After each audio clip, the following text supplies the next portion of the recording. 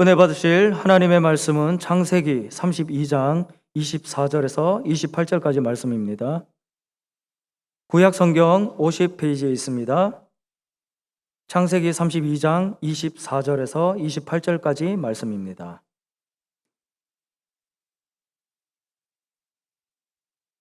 함께 합독하시겠습니다. 야곱은 홀로 남았더니 어떤 사람이 날이 새도록 야곱과 씨름하다가 자기가 야곱을 이기지 못함을 보고 그가 야곱의 허벅지 관절을 치매 야곱의 허벅지 관절이 그 사람과 씨름할 때에 어긋났더라. 그가 이르되 날이 새려하니 나로 가게 하라. 야곱이 이르되 당신이 내게 축복하지 아니하면 가게 하지 아니하겠나이다. 그 사람이 그에게 이르되 내 이름이 무엇이냐? 그가 이르되 야곱이니이다. 그가 이르되 내 이름을 다시는 야곱이라 부를 것이 아니요 이스라엘이라 부를 것이니 이는 내가 하나님과 및 사람들과 겨루어 이겼음이니라. 아멘. 저는 오늘 창세기 이 말씀을 중심으로 야곱에서 이스라엘로 변화라는 제목으로 하나님 말씀 나누기 원합니다. 같이 제목을 읽어보실까요? 시작. 야곱에서 이스라엘로 변화. 우리가 역사적으로 보면 많은 지도자가 있는데 특별히 전 세계를 한번 호령했던 나폴레옹이라고 하는 군사 지도자, 정치 지도자가 있습니다. 이분에게 있어서는 1812년도는 잊지 못할 해일 것입니다. 왜냐하면 승승장구하던 나폴레옹이 이 러시아를 침공하기로 마음을 먹습니다. 군사만요 45만 3,200명입니다. 말이 45만 3,200명이지 나폴레옹 군대는요 완전히 정예 부대입니다. 러시아가 아무리 춥다 할지라도 모든 사람들은 나폴레옹 군대가 승리할 것이라고 이야기를 합니다. 그러나 나폴레옹이 러시아에 쳐들어가자 첫째 너무나 추위가 추웠습니다. 이게 이길 수가 없는 강추위 때문에 군사들이 죽어가기 시작합니다. 특별히 강 이름이 하나 있는데요. 니멘 강을 중심으로 진을 치고 전쟁을 하는데 추위뿐만 아니라 러시아 군대가 초토화 작전이라는 걸로 밀어붙이기 시작합니다. 그래서 결국에는 45만 3,200명 중에서 딱 10,000명만 남고 나머지가 다 죽었습니다. 엄청난 거죠. 그리고 후퇴를 하는데 급기야 나폴레옹이 한 러시아의 민가에 들어가가지고 몰래 숨습니다. 이 황제를 옹호하는 호위병들이 다 흩어지는 바람에 자기를 옹호하는 부대도 없이 혼자서 어렵게 민가에 들어가서 숨습니다. 어디에 숨었는가? 이불장에 숨었습니다. 이 미하일 쿠츠로프라고 하는 러시아 군대 파견된 이 찾는 사람들이요 수색대가 와서 찾는데 왜 영화 같은 데 보시면 총뿌리 끝에 칼이 있지 않습니까? 여러 군데를 찾으는데 이 민가에도 온 거예요. 와가지고 총이 끝에 있는 칼로 이불을 여러 번 찌릅니다. 그러니까 잘못 찌르면 아야 하고 나폴레옹이 죽을 수가 있는데 정말 구사일생으로 살아나게 됩니다. 그리고 수색대가 다 떠나고 난 다음에 멀리 흩어졌던 호위병들이 1명, 2명 나폴레옹 중심으로 모입니다. 그때야 비로소 이 민가에 있는 주인이 저녁상을 차리다가 야 이분이 나폴레옹 황제구나 나중에 알게 됩니다. 그리고 나서 나폴레옹 황제가 크게 상을 주고 소원이 무엇입니까? 물어봤더니 이 집주인이 주책맞게도 소원은 없는데 아까 그 수색대가 와서 칼로 찔릴 때 이불장 안에 계시지 않았습니까? 그때 기분이 어땠습니까? 라고 물어보는 거예요. 갑자기 나폴레옹의 얼굴색이 확 바뀌지 않겠습니까? 기분이 나빠가지고 다음날 저 주인을 사형시키도록 하여라! 그랬습니다.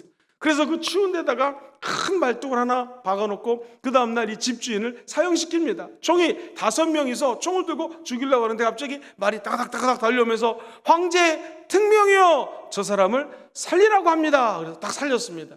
그러고 난 다음에 그 말을 타고 왔던 특사가 종이 편지 하나를 전해주면서 이것이 나폴레옹 황제가 당신에게 주는 편지입니다 라고 적혀져 있는 글을 전해줬습니다.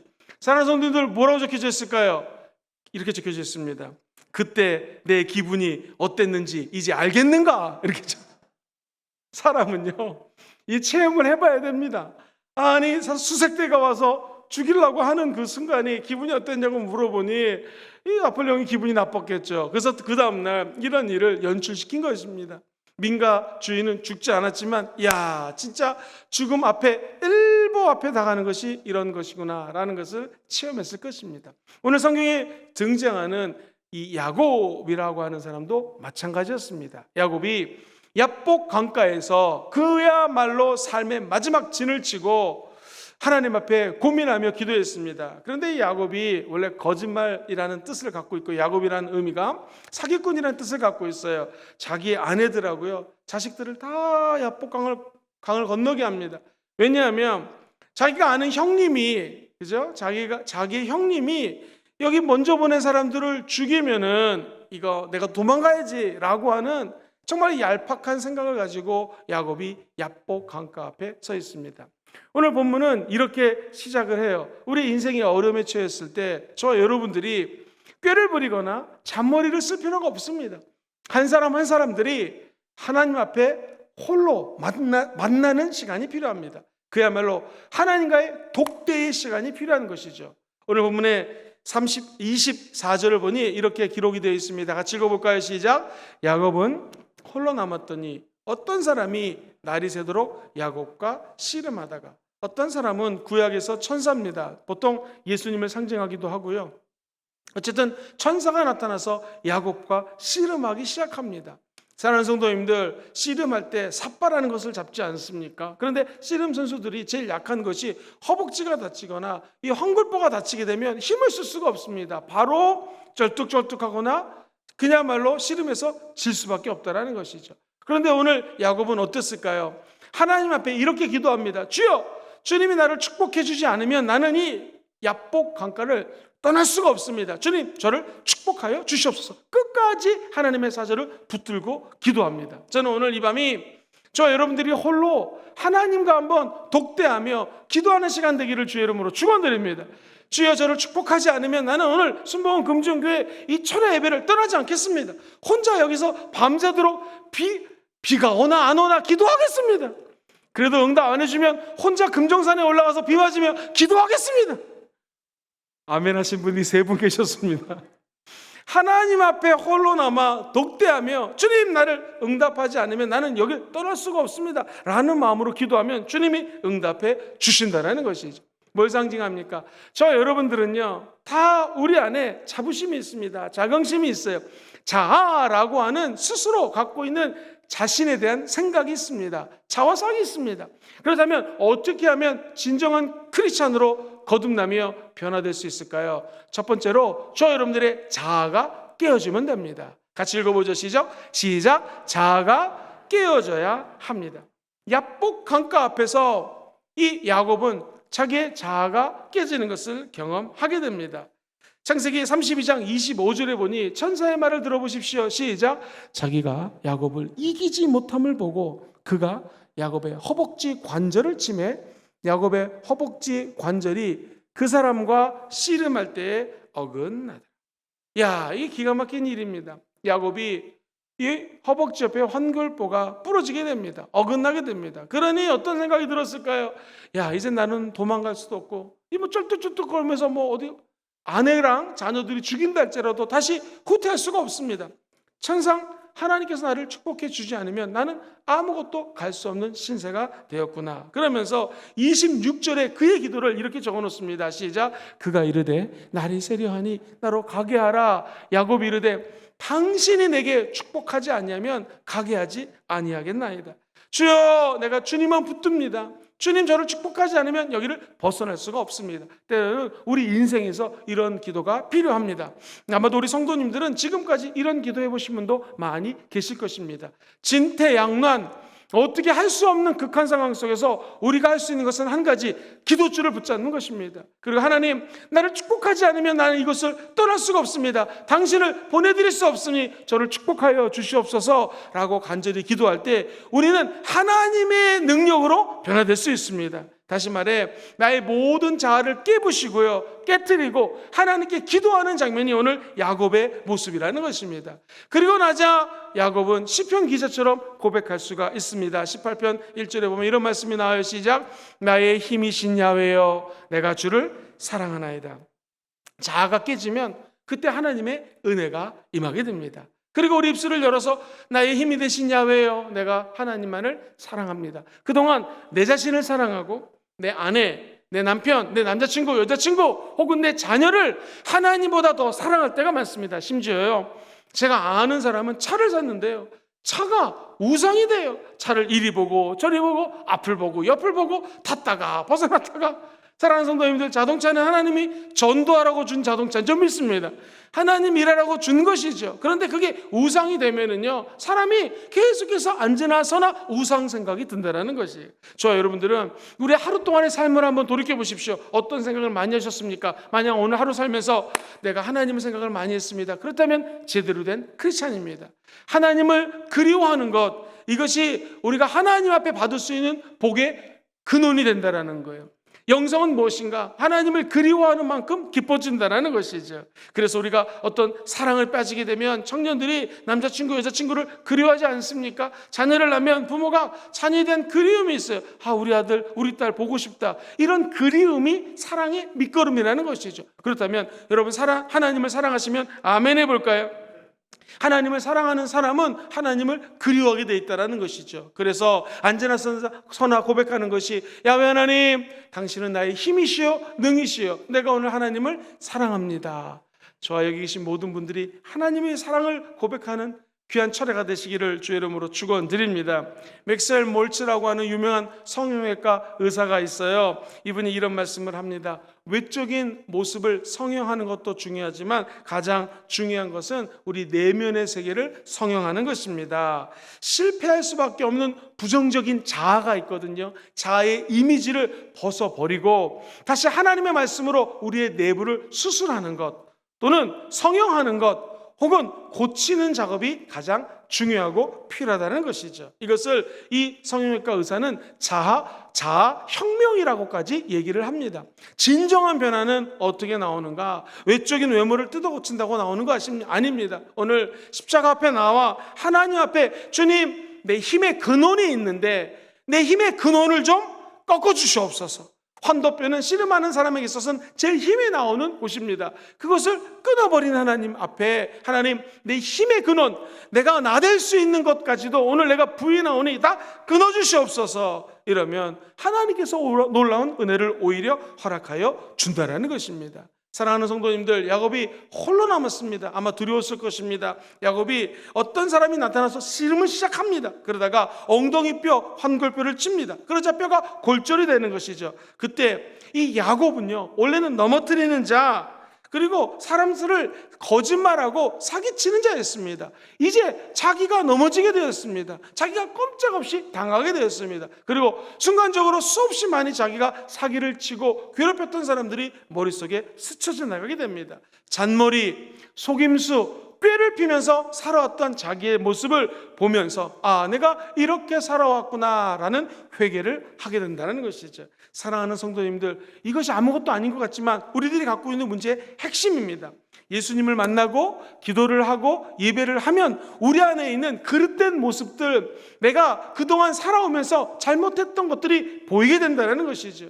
믿음 따로, 삶 따로 이렇게 살았던 것을 회개하게 된다는 것이에요. 오늘 사랑하는 성도님들, 진정한 예수님의 제자로 변화되기 원하시는 분들은 아멘 해볼까요? 다른 방법 없습니다. 우리 자아가 깨어져야 됩니다. 특별히 내가 믿고 있던 것, 내가 갖고 있는 힘, 이 힘의 근원이 꺾어지게 되기를 주의 이름으로 축원드립니다.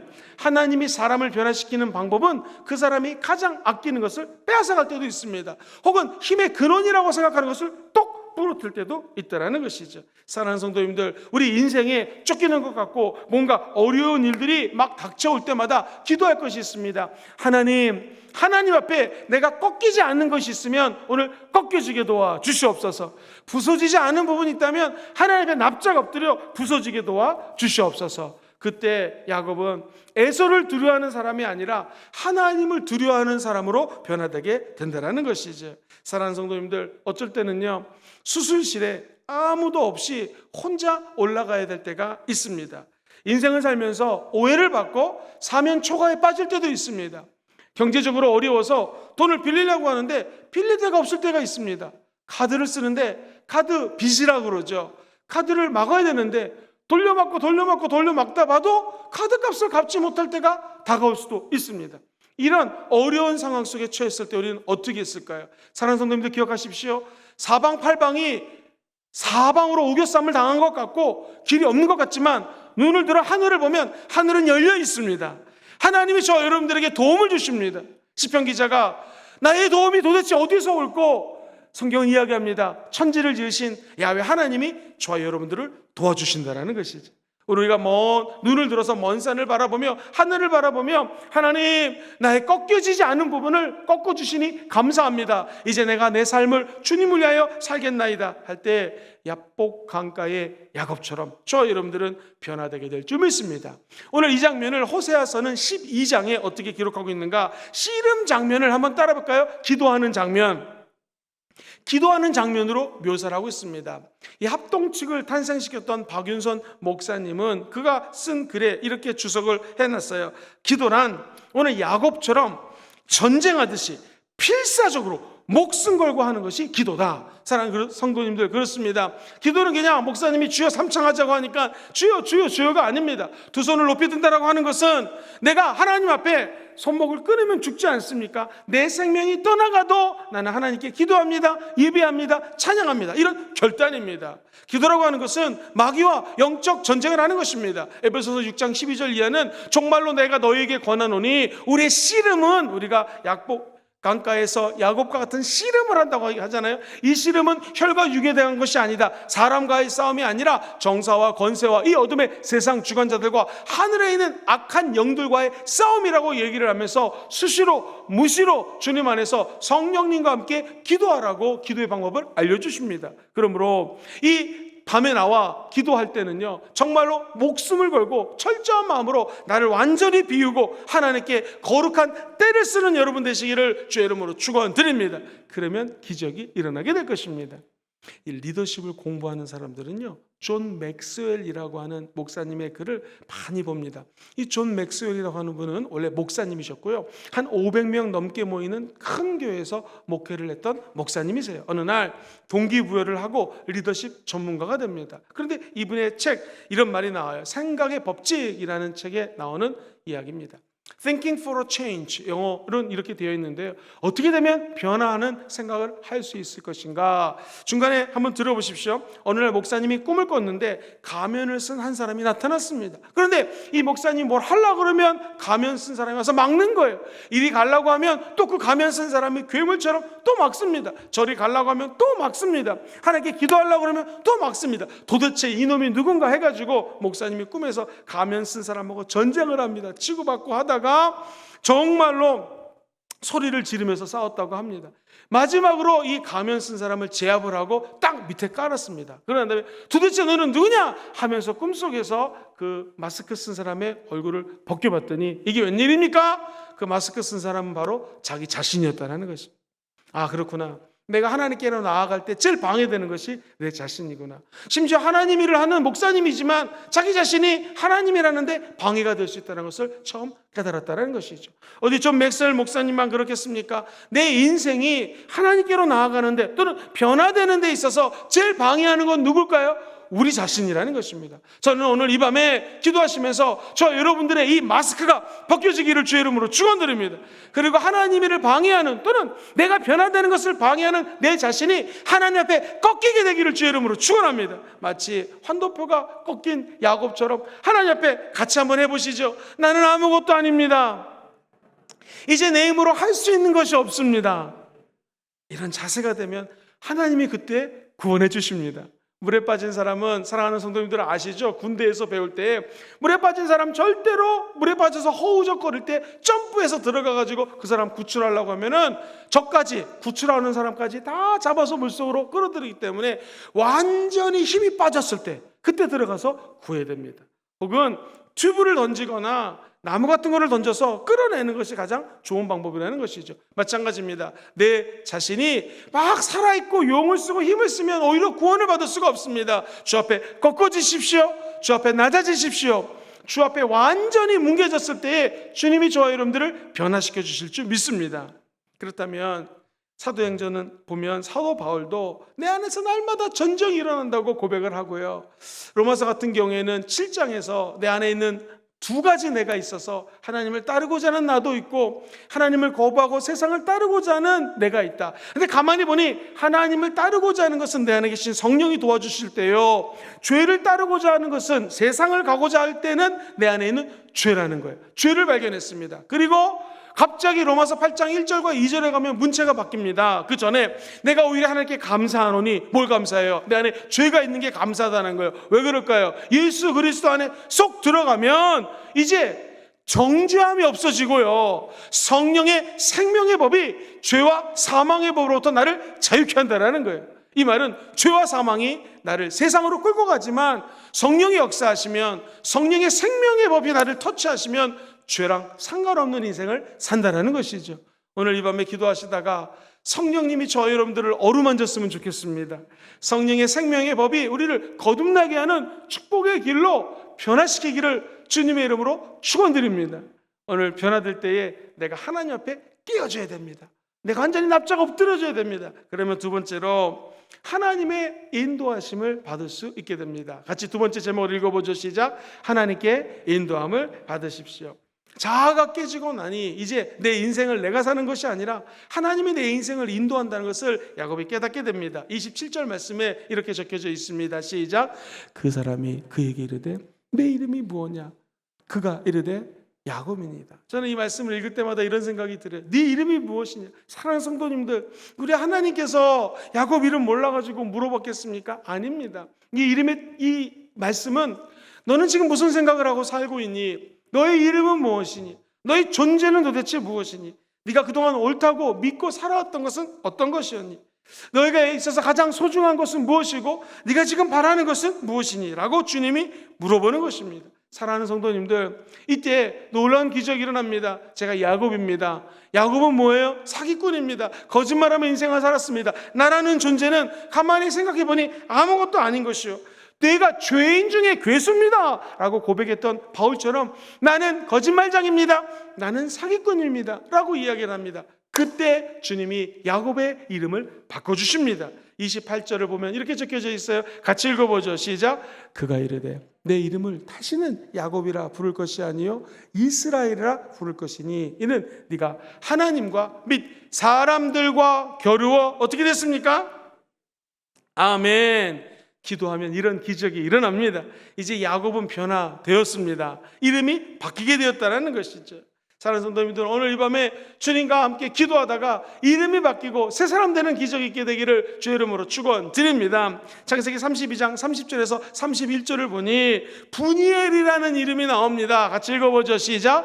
그러므로 야곱이 그곳 이름을 분이엘이라 하였으니 그가 이르기를 내가 하나님과 대면하여 보았으나 내 생명이 보존되었다 하미니라. 자, 그 다음에 시작. 그가 분이엘을 지날 때 해가 돋았고 그의 허복 다리로 말미암아, 사랑하는 성도님들, 분이엘이라고 이름을 짓고 이렇게 얘기합니다. 내가 밤새도록 하나님과 싸웠지만 내가 죽지 않았습니다. 살아났습니다. 그리고 내 이름이 이스라엘이라고 하는 12아들을 낳을 수 있는 이스라엘로 바뀌게 되었습니다. 그 다음에 쩔뚝쩔뚝거리면서 야복강을 건너게 됩니다. 사랑하는 성도님들, 이때 기적이 일어납니다. 형이 와서 가만히 보니 한 400여 명의 군인들을 데리고 왔습니다. 이것은 왜 데리고 왔을까요? 야곱을 잡아 죽이려고 데리고 왔습니다. 이길래야 이길 수 없는 전쟁에 야곱이 서 있는 것이거든요. 근데 갑자기 형이 야곱을 보니 불쌍한 생각이 듭니다. 아니, 저 녀석 집안을 떠나 20년 동안 헤어져 있더니 결국 돌아올 때 누추하고 밤을 홀딱 새웠잖아요. 얼마나 몰골이 상했겠습니까? 다리는 절뚝절뚝 절고 있습니다. 그래서 형이 보니 에서가 너무나 동생이 불쌍한 거예요. 그래가지고 성경은 달려옵니다. 그를 맞이하여 안아주고 뽀뽀를 했다고, 키스를 했다고 성경은 적혀져 있습니다. 우리 한번 33장 4절 말씀 읽어보겠습니다. 시작. 에서가 달려와서 그를 맞이하여 안고 목을 어쭈맞추 그가 입 맞추고 서로 어떻게 했습니까? 울었다라는 것입니다.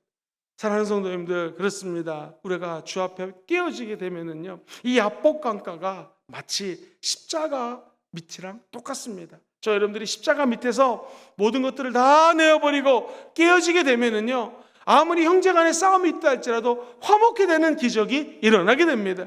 우리의 눈물이 변하여 하나님의 기쁨으로, 용서함으로 바뀌게 된다는 것이죠. 저 여러분들이 오늘 십자가 나무 밑에서 우리가 갖고 있던 모든 죄악들을 다 내려놓으시게 되고 다시 한번 하나님의 아들 예수와의 만남이 있게 되기를 주의 이름으로 축원드립니다. 두 형제가 만나 엉엉 웁니다. 서로에 대해서 용서했다라는 것이죠. 십자가 앞에 나오면 눈물이 새롭게 됩니다. 그동안은 내 자신의 이기적인 눈물 때문이었습니다. 이게 안 돼서, 내 자녀가 잘못돼서, 그리고 내가 집을 내놨는데 집이 안 팔려가지고 이런 눈물들입니다. 그런데 예수를 만나면 그 눈물이 변하게 됩니다. 형과 동생이 엉엉 운 것은 서로를 용서한 것입니다. 하나님과 화목해 된 것이죠. 오늘 이 밤에 기도할 때 하나님과 화목해 되는 기적이 있을지어다. 그러면 하나님은 우리의 마음속을 놀라운 축복으로 채워주실 줄 믿습니다. 재미있는 이야기를 하나 해드리겠습니다. 어떤 부자가 있었는데요, 으리으리한 집을 짓고 그 앞에 큰 공터가 있었습니다. 사람들이 쓰레기를 버리는 거예요. 그래가지고 처음에는요, 이 부자가 돈을 주고 사람들을 사가지고 쓰레기를 다 치웠습니다. 그 다음에 점잖게 쓰레기 버리는 곳이 아닙니다 라고 사람들에게 이야기했습니다. 웬일입니까? 얼마 지나지 않아 또 쓰레기를 막 버린 거예요. 그래서 이번에 돈을 주고 다시 쓰레기를 다 치웠습니다. 그리고 편말을 갖다 박아놨어요. 쓰레기 버리는 곳이 아닙니다. 또 버리는 거예요. 그래서 이번에도 돈을 주고 사람들을 써가지고 다 청소를 합니다. 그 다음에 이번에 철조망을 치고 쓰레기를 투하하는 사람은 신고합니다. 그러니까 사람들이 조금 쓰레기를 안 버리다가 얼마 지나지 않아 또 버리더라는 거예요. 그러니까 이 사람이 화가 나가지고 막 욕을 했습니다. 이 마을 사람들은 정말 나쁜 사람이다 막 욕을 했어요. 어느 날 저 지방에서 부자 아버지가 서울로 잠깐 상경을 했습니다. 그래가지고 아들하고 얘기하는데, 아버지 이 집 앞에 공터에 사람들이 쓰레기를 버려서 너무나 힘듭니다 라고 얘기를 했어요. 그때 아버지가 밖으로 나가더니 갑자기 쓰레기를 다 주셔서 버립니다. 그리고 농기구를 갖고 와가지고 아버지가 직접 개간을 합니다. 공터를 갖다가 밭으로 만듭니다. 그리고 거기다가 상추도 심고 제일 빨리 자라는 시금치를 심습니다. 그리고 매일매일 아버지가 물을 줍니다. 어느 날 오늘 밖에처럼 비가 내립니다. 그러니까 비를 맞고 갑자기 시금치가 자라나기 시작합니다. 그리고 그 아버지가 이렇게 적어놨습니다. 누구든지 좋습니다. 이 시금치를 조금씩 캐가지고 집에 가서 맛있게 드십시오. 그랬더니 사람들이 쓰레기를 버리지 않더랍니다.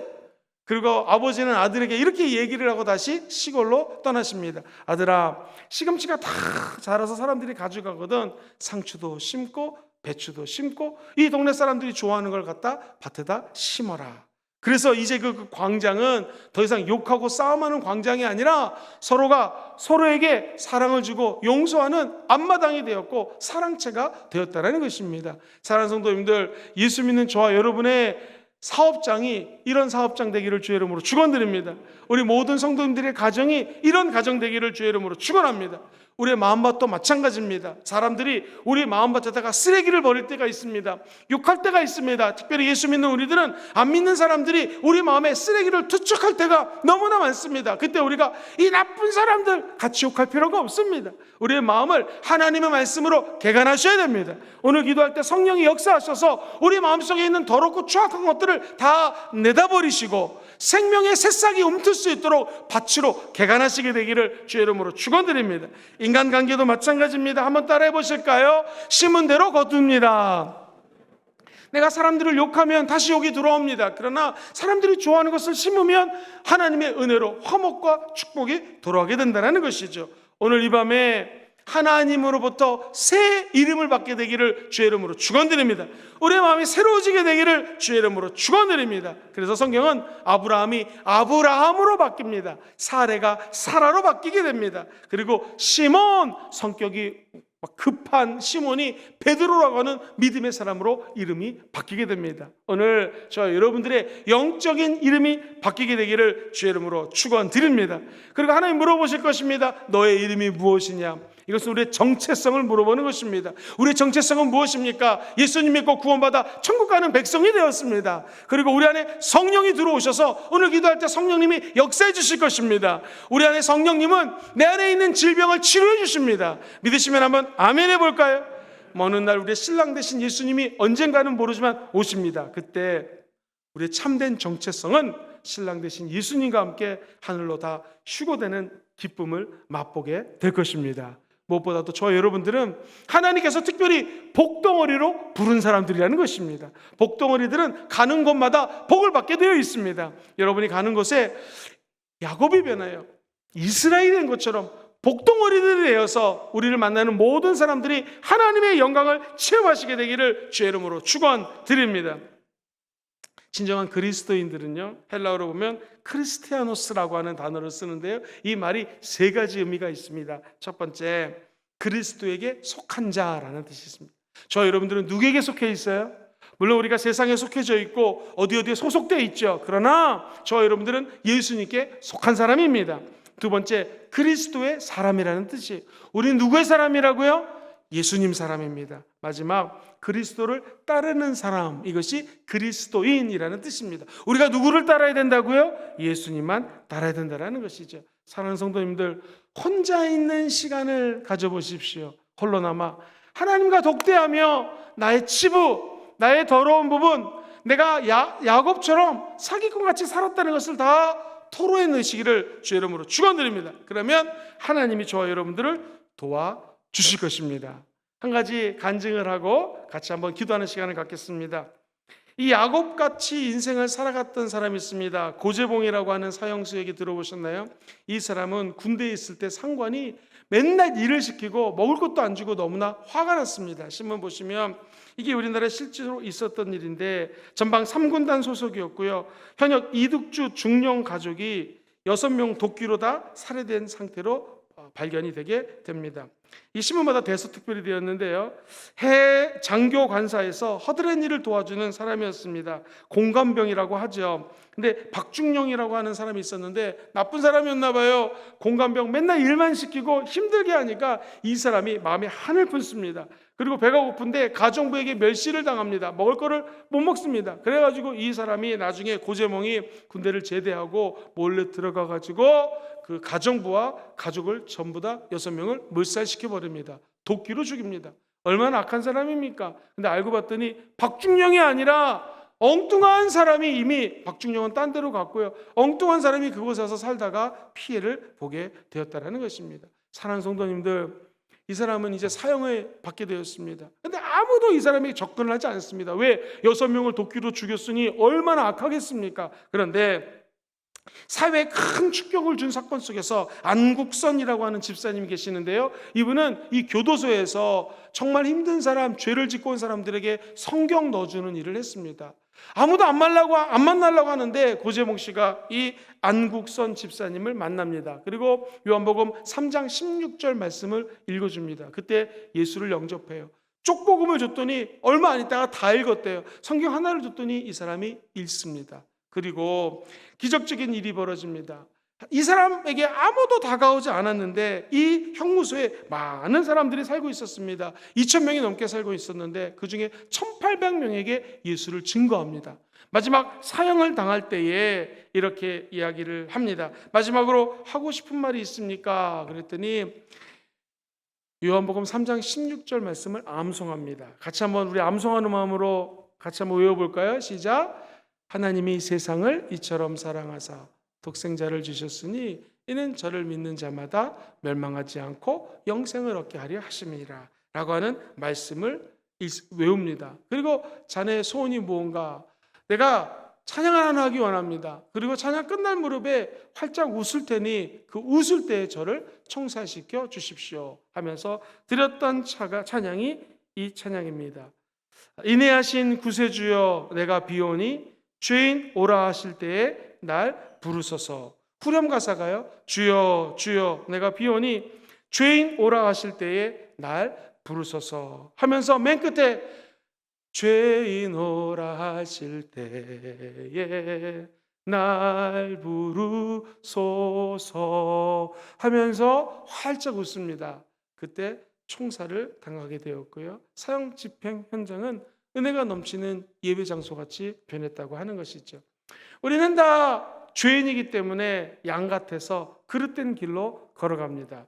그러나 저 여러분들에게 올바른 길로 인도해 주시는 분이 계십니다. 그분이 바로 야훼 하나님, 우리 목자 되시는 예수님인 줄 믿습니다. 어떻게 변화될 수 있을까요? 한 가지입니다. 주님께 인도하심을 받으면 됩니다. 우리는 어떻게 고백하면 되겠습니까? 이 고재봉처럼 인내하신 구세주여 내가 비오니, 이런 마음으로 찬양할 때 하나님 우리를 변화시켜 주시고, 주님 주인이 나왔습니다, 저의 이름을 좀 바꿔주십시오 라고 할 때 기적이 일어나게 될 줄 믿습니다. 우리 같이 한번 인내하신 구세주여 한번 찬양하고 같이 기도할 텐데요. 첫 번째, 오늘 말씀의 핵심 포인트를 좀 말씀드리겠습니다. 어떻게 하면 야곱처럼 변화될 수 있을까요? 첫 번째, 자아가 깨어져야 됩니다. 같이 읽어보죠. 시작. 자아가 깨어져야 합니다.